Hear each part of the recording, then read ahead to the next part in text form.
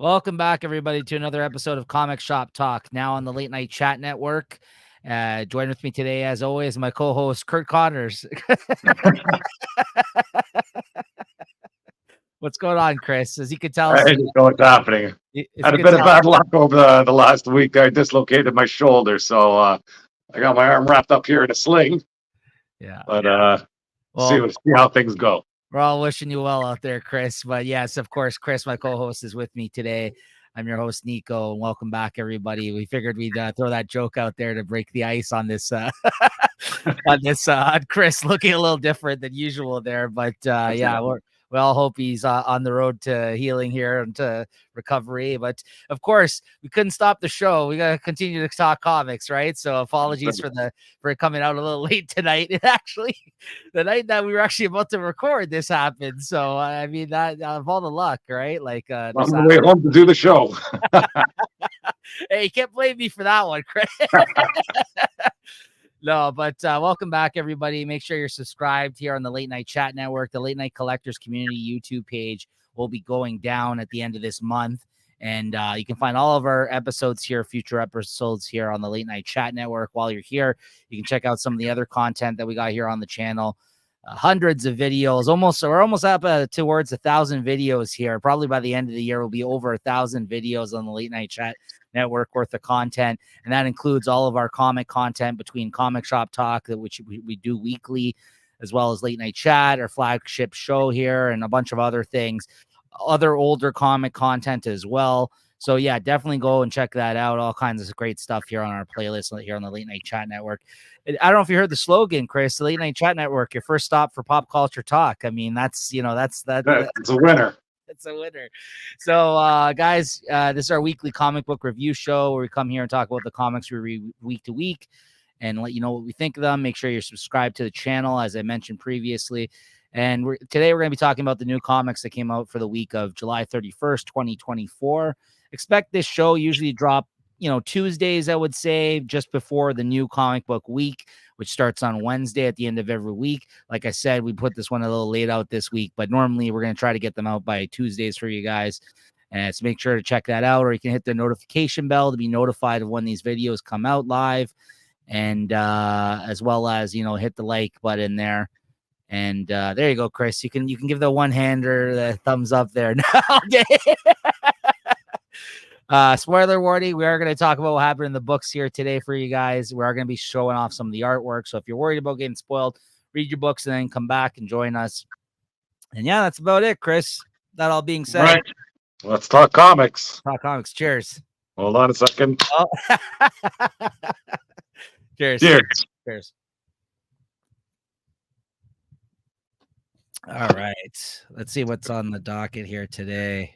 First up, we got a smaller week than usual this week, though, I will say as well. And I know Chris actually read a few less titles than me, so I'll try to speed through mine. Don't worry. I won't go on forever here. Blood Hunt number 5, the conclusion of the Blood Hunt series. Got the Red Band edition here.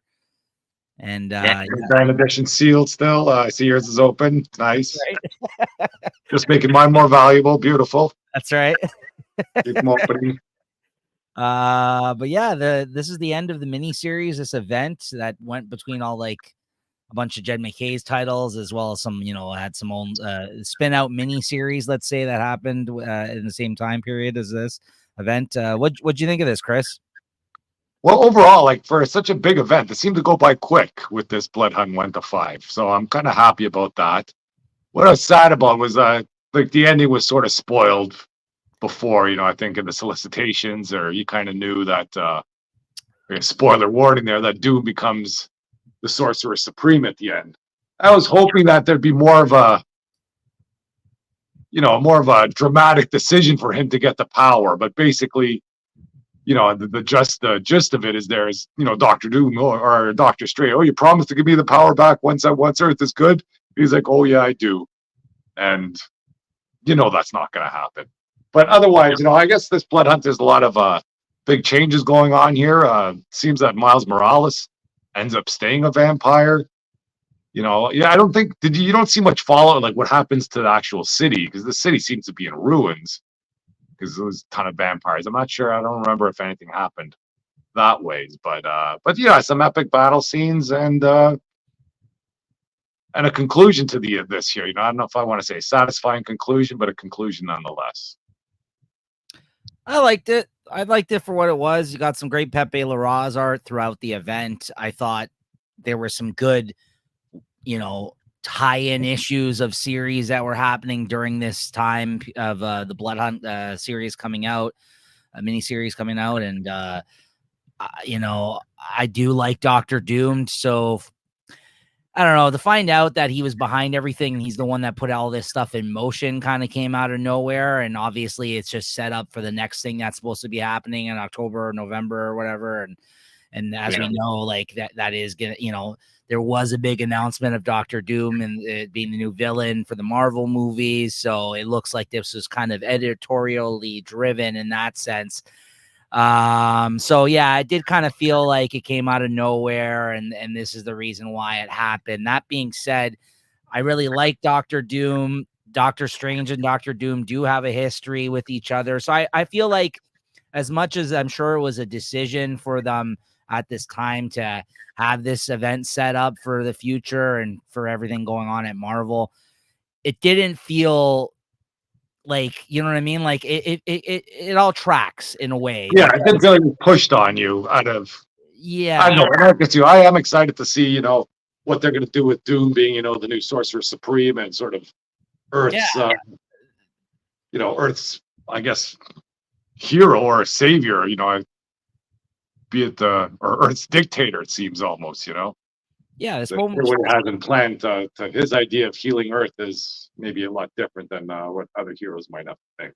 This moment was awesome. Like when he actually became like the Sorcerer Supreme finally, and I had predicted. I mean, I don't think they've announced anything yet. I wouldn't be surprised if we do get a Doctor Doom series of some sort by Jed MacKay as him as Sorcerer Supreme. Maybe we're waiting till that event to happen, or maybe that's not going to be the case because he might be the villain for this new event that's coming. But yeah, it worked for me. I'll say, like I said, say what you want. It did, like I said, came out a little bit of nowhere, but it all tracks in the sense that, like, it's no surprise that Dr. Doom would do something like this to get the Sorcerer Supreme. He's been eyeing it for a while now. He has, like I said, him and Strange have a history. Even in the Jed MacKay series, there was a moment where, if you recall, during the series that was just called Strange, where Clea was the Sorcerer Supreme for a period of time when he had died, Dr. Doom came for it at that time. And she told him, like, this, to get the hell out of there, right? Like, she's like, no, I'm not giving it up to you. Like, why would I do that? He's like, well, I'm owed this or whatever. Yeah, I forgot what the hell happened, but he was trying to get it at that point. So it's like, it's not like if you were following that stuff, this shouldn't come as too much of a surprise. But I get it. People are going to point to this and be like, oh, well, they just made this big announcement about Dr. Doom, but we love Dr. Doom. So like, I was okay with it. So like you said, it wasn't like the best thing out here right now, but I thought it was a pretty solid mini series and event for what it was. Honestly, that's as much as I can expect out of these events, right? Like, for me to be somewhat satisfied by the end here. So I guess we'll see what happens moving forward here with Dr. Doom as the Sorcerer Supreme. What'd you give this? I'll give it a 3.75. You know what? I'm around the same area, but I'm gonna bump it up to 4.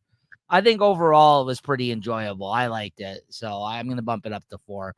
I'd probably give the whole thing actually 4 out of 5. Well, again, 3.754 territory. Like, it's like a B-, honestly, as far as I'm concerned. So I quite liked it. Next up, we got X-Force #1.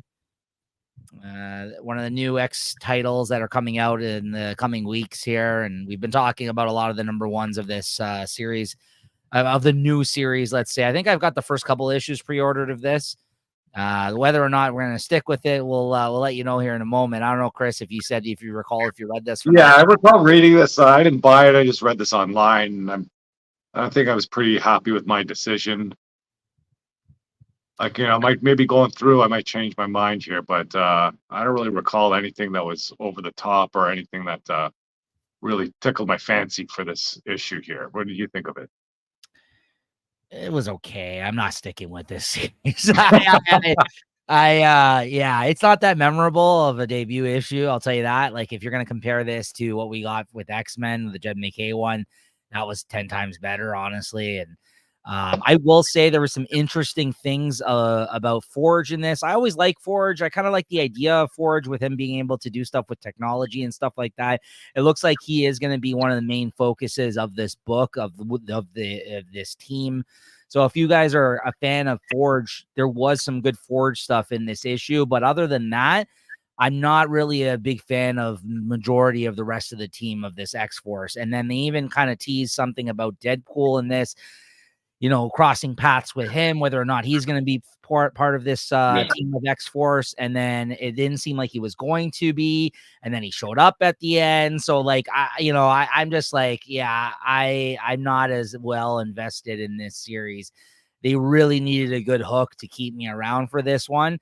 I've liked past iterations of X-Force where they've just been basically like the murder team where they go and put them out on like Black Ops type mission type stuff. That is not what's going so much on here, I feel like. So I'm not as interested in what's happening currently. So I'm not going to. That's that thing with that ball there or something, and they're kind of chasing down all these critical events or something like that. Yeah. Yeah, this wasn't for me. Yeah. So again, I thought the art was good. Marcus Toe, it looked good. And like I said, there's some good Forge moments in this, but other than that, I don't really have too much to say about this issue. If you're a huge Forge fan, though, this might be worth checking out. That's about it. What'd you give this? Yeah, I'm about to give this a 3.25. I didn't really like this at all. Same.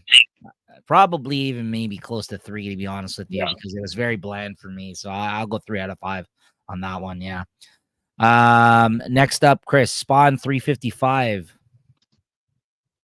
Spawn 355 here. Nice cover. Like, all I can say about Spawn, it's usually all the same stuff.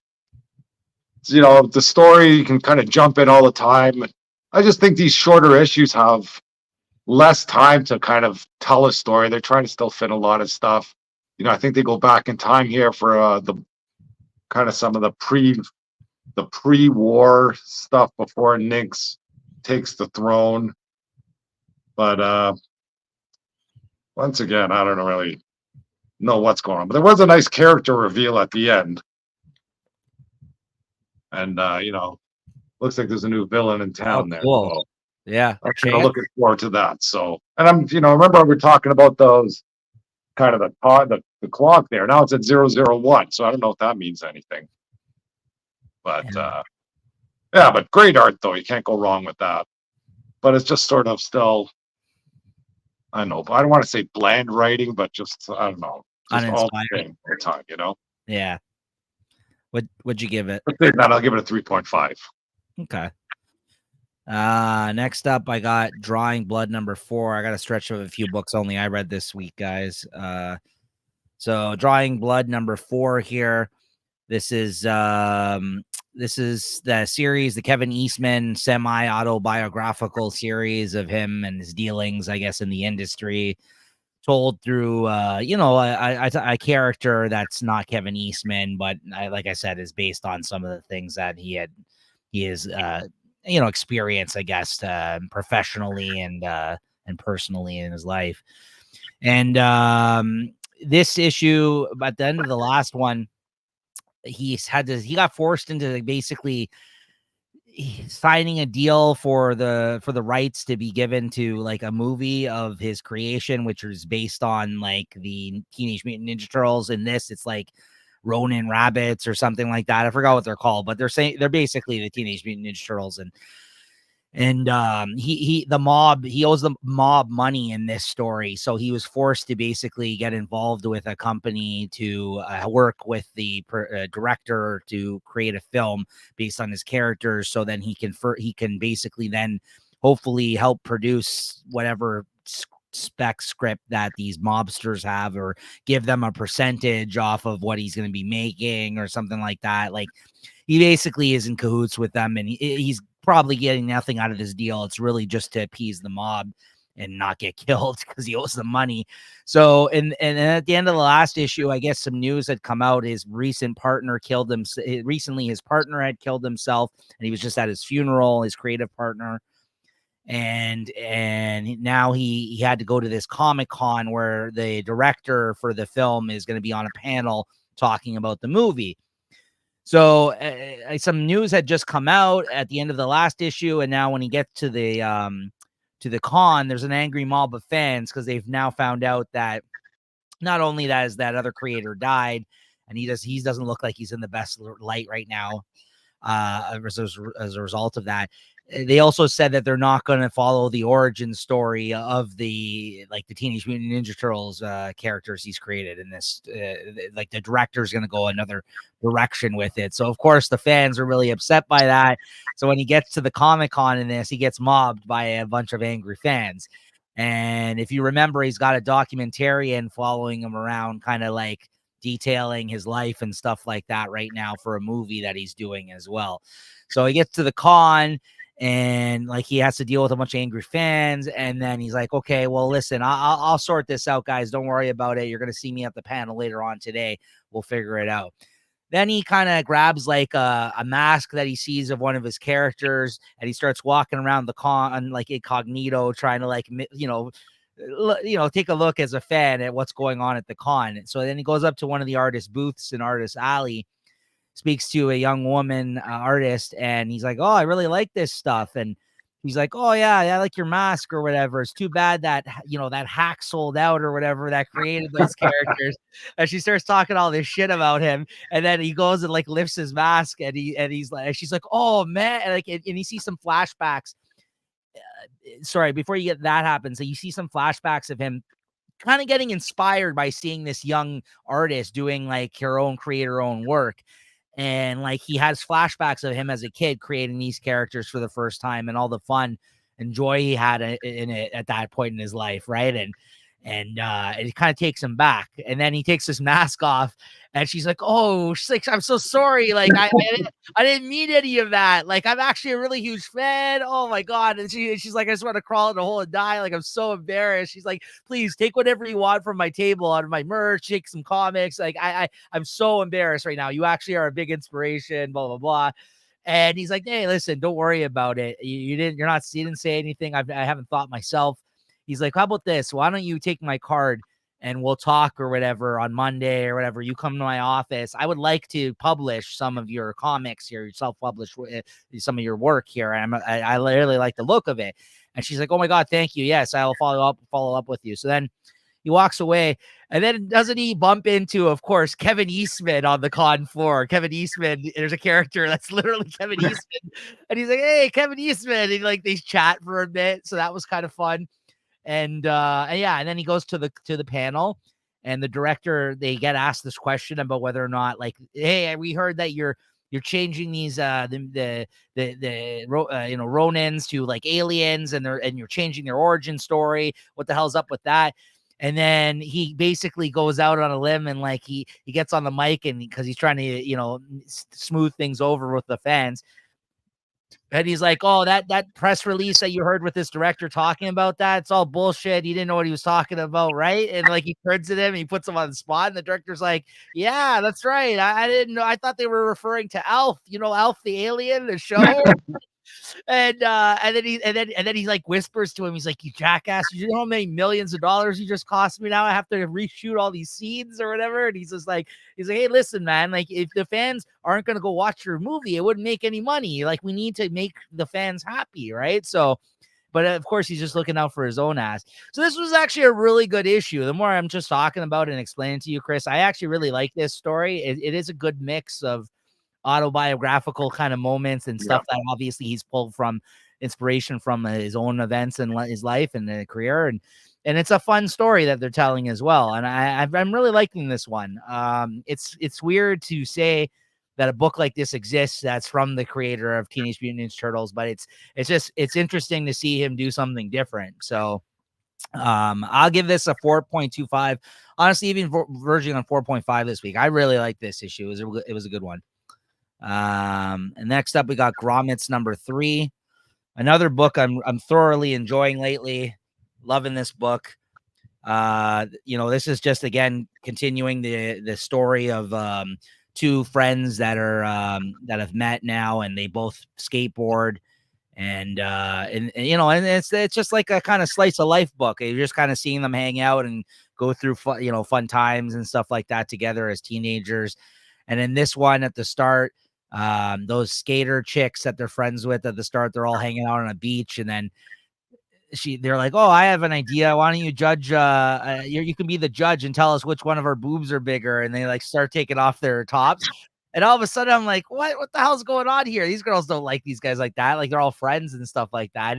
And all of a sudden, you see him get hit by like a wave of water from the ocean, and it's his grandfather or whatever, like waking him up. He's clearly like a wet dream there or something, right? So, and then basically after that, like he goes and hangs out with his friend. They go hang out at the arcade. They get stoned. They go hang out at the arcade. They see those girls, their friends, and there's a whole part of the story where they go to Spencer Gifts, and the guy steals like a toy when he's in there. He pickpockets something, like shoplifts. And there's just like a bunch of moments here where like you could, if you can relate to some of these moments if you had some times like this as a teenager, and so other things maybe not, but you've heard of things like this happening to other people. So it just feels like, again, I know that they said this is based off of times that they had hanging out when they were skateboarders when they were younger, the two writers of this, Rick Remender and Brian Posehn. So it feels authentic in that sense. And it's a lot of fun, great art, fun story. Really enjoy this one. I just like spending time in this world with these characters. So I would give this, again, the same thing, like a 4.25, 4.5 around there for this week. I have a good time with this book, and I think people should be checking it out if it's not on your radar. So a lot of fun, talking about like crushes on girls and stuff like that. It's good stuff. Next up, Fantastic 422. This was a tie-in issue to Blood Hunt. I think this is the last tie-in issue to the Blood Hunt now that's over. Great cover by Alex Ross. I remember when we looked at the solicits for this issue, I was really impressed with this. Really good one. This is just one I read online. You know what? I really should have stuck with this Fantastic Four series. I like it more and more. I think it's a great run by Ryan North. I think he's really got a knack for these characters. And I wasn't so sure about having a Blood Hunt tie-in. It's like because most of his stuff is 1 or 2 issue type stories. This is like a 2-issue tie-in to Blood Hunt. And you know what? This second issue was a banger of an issue. I gotta say, once again, just really showing Mr. Fantastic in a way that I feel like we haven't seen him in a long time. He really has to use his stretching powers in this. So much so something happens that I've never seen to the character in this. Like, he basically is in this gym. All the vampires start infiltrating the gym that they lost the power on at the end of last issue. And he's trying to protect everybody. So he covers everybody in the gym with his body. But like the vampires are all biting him all over his body to the point where he has to stretch out so much, he says, like that the actual integrity of his body is starting to like rip almost. And like on the inside, you see like in the panel that's on the screen right now, you actually see like starting to see blood splatters and stuff on the inside that the people can see while they're hiding underneath him, not on the outside, but on the actual inside of his body. And he's like, I've never had to like stretch so far, so fast like I just did because they all started busting into the room like that. And he's like, while I'm invulnerable to them biting me and turning me into a vampire, it's actually ripping my insides. And like, I've never seen that for Mr. Fantastic. So I was like, wow, this is actually really cool. Like, I've never seen something like this happen to him. He's using his stretching powers, which is really cool. Like, which again, you don't really see all too much because he usually just used it for his intellect. So yeah, just a really fun tie-in issue to Blood Hunt and a good issue of Fantastic Four. Of course, at the end of the day, the Blood Hunt ends. But then at the end of this issue, of course, who's a big character in the Fantastic Four? They see Doctor Doom come up on the screen as we saw in Blood Hunt as he makes his announcement to the world, and he's like flabbergasted. He's like, what the hell? Like, what's going on here, Doom? Like, right? And he's just like, so it looks like this is going to be an interesting book with whatever's going on with this Doctor Doom stuff now, because, just because of his history with the Fantastic Four. So I love how not only did they tell a two-part story that works for this title, it also tied into the Doctor Doom stuff as part of Blood Hunt. So great tie-in issue. This was just a perfect example, I think, of how to use this event to their advantage.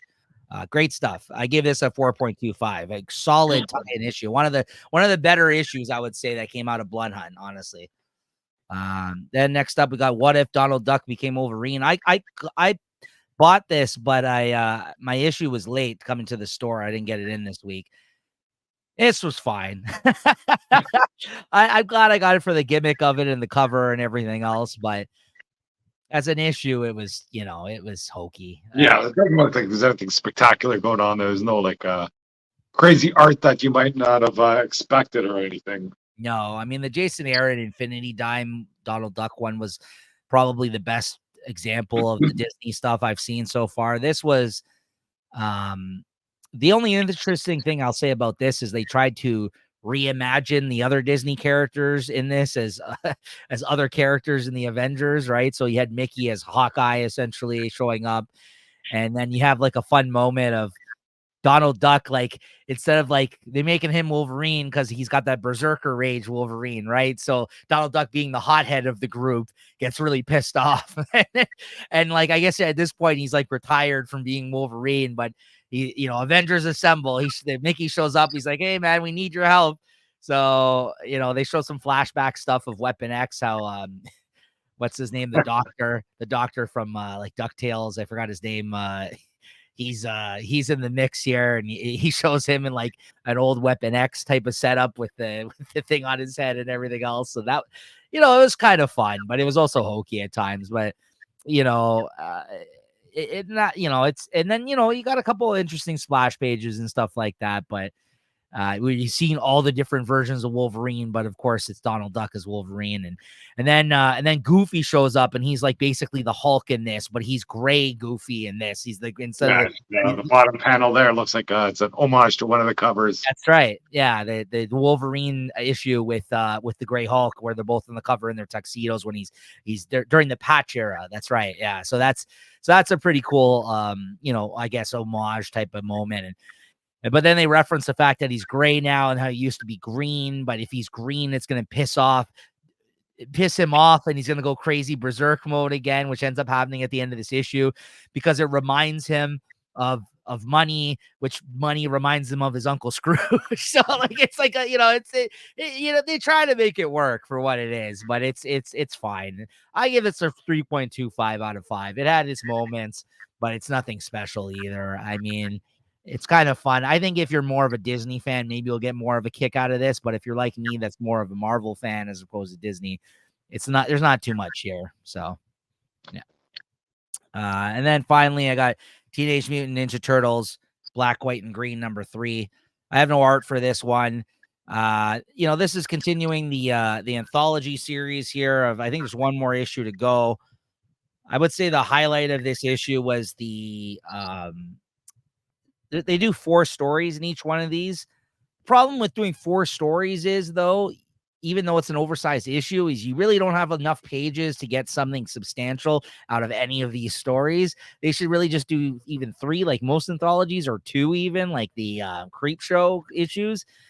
4, I feel, is too much. And like, you're also stretching the talent as a result, because you're going to get maybe 1 or 2 really good stories, like with the artists, or writers involved, and then you're going to get 2 that just aren't really that great, right? So I think the best one in this was the second story here, Sin Sewer, which was art by Riley Rossmo, who I'm a huge fan of, so I was kind of happy to see him do some turtle stuff.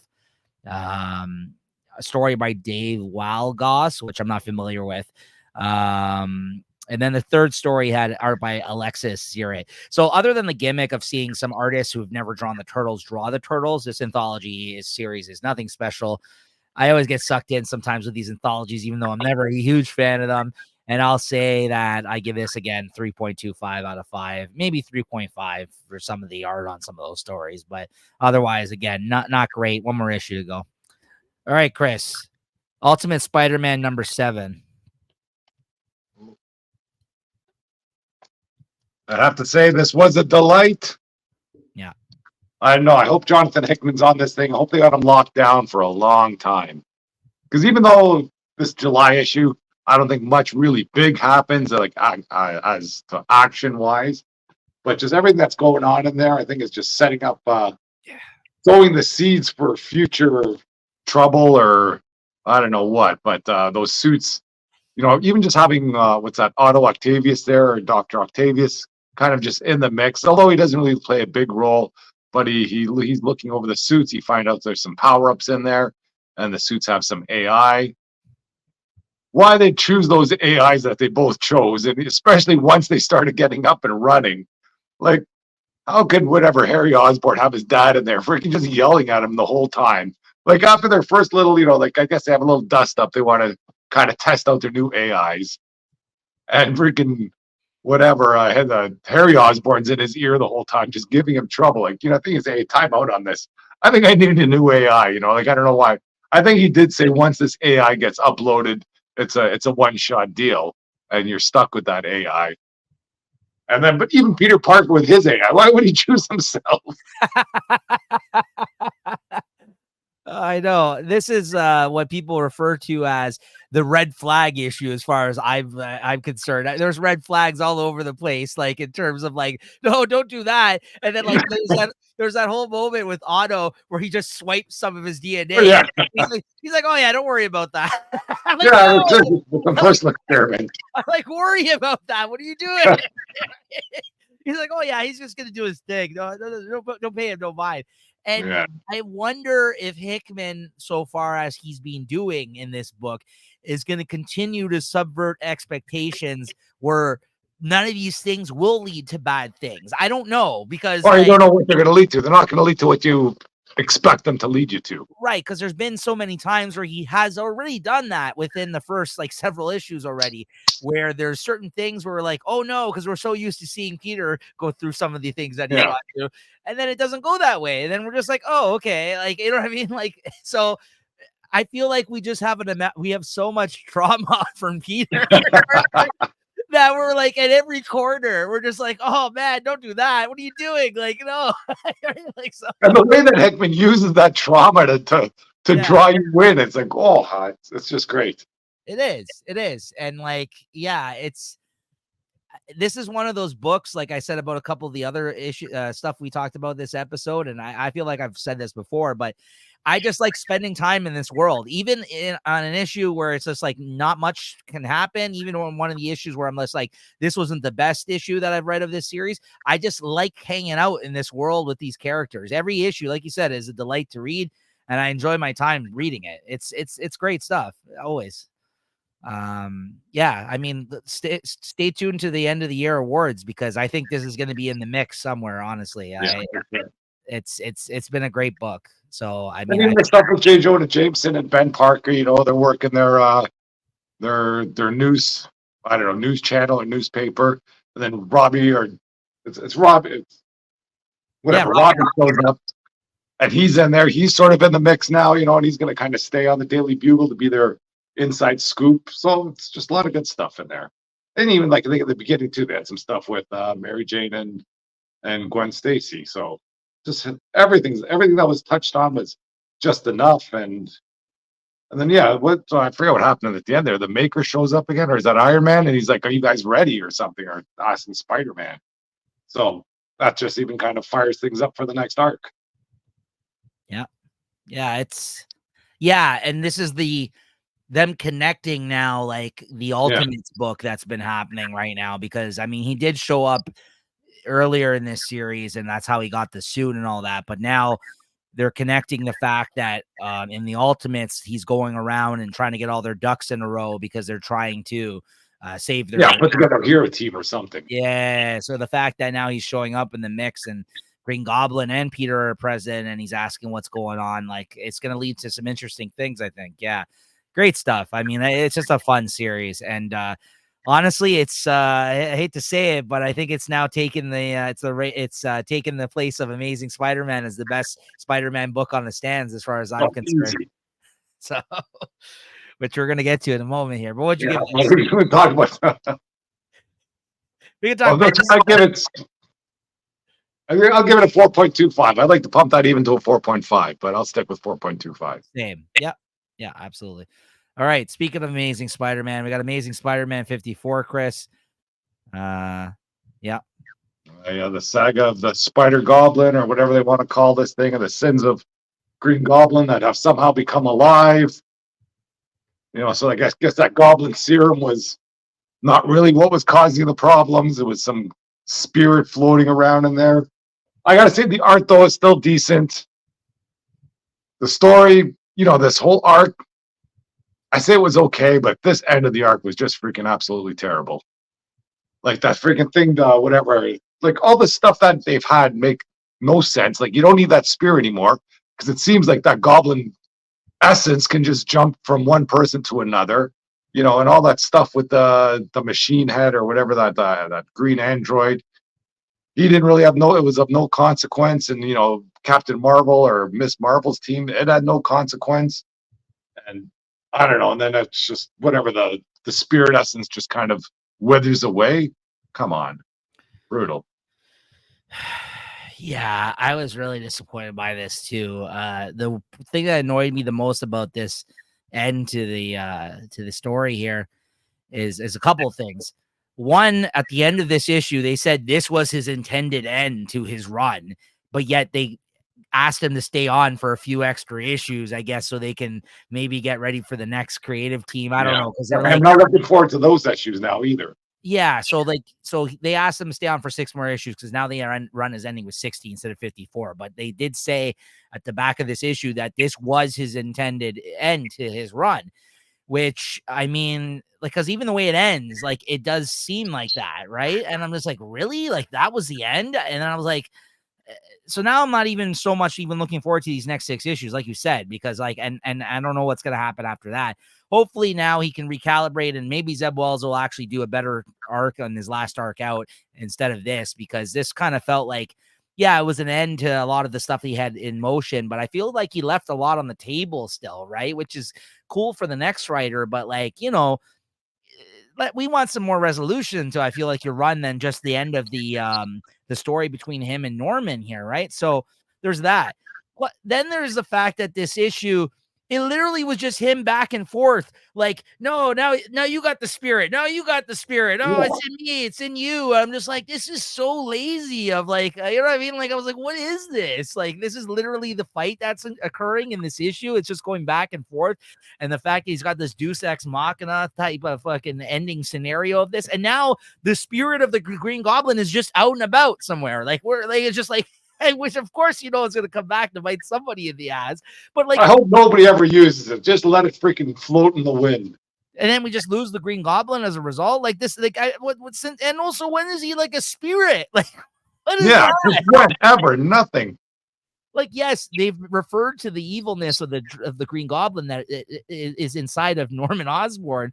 But like, I've never seen it quite literally like this, where it's like a spirit that just floats around from one person to the next. Like, it's so bizarre. Yeah, I mean, it's fine, but I don't know. It wasn't that great. This idea was good enough to sell to the editors, whoever controls the stories, but freaking once he put pen to paper, I feel bad for Ed McGuinness having to draw this stuff. He's probably reading that story. What do you want me to draw?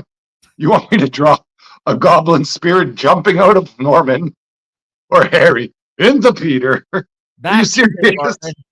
Yeah, I mean, that's basically what this issue was. They were fighting, and it bounced back between both of them for the whole issue. Then it flew off at the end, and it looks like Norman's okay for now. And and then again, it's like, oh, maybe we'll be able to be friends one day. Like, maybe. You know what I mean? Did Peter Parker have control of Oscorp though? Because wasn't he doing all that stuff before this happened? or like was that any of that stuff freaking executed those orders? Well, he was working for Oscorp, right? No, Like, but like during this issue, remember how Norman Oz or Harry was trying to pin everything on Peter yeah. because his plan was he was going to jump into Peter so Peter would control it. And I Oh, think he was signing all the forms to that. I don't know if that might be something that comes into play later on.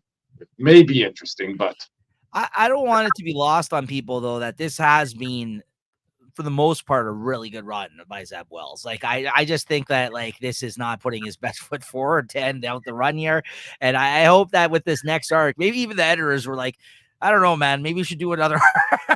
Because like even me, I was like, this was your end? Like, really? Like I was like, come on. Like there were so many better moments, I feel like, along the way. And that's honestly sometimes the shame with some of these runs is that they get a little long in the tooth, and you're like, you should have left that book like a year ago, right? You know, so like, it's better to leave on a high.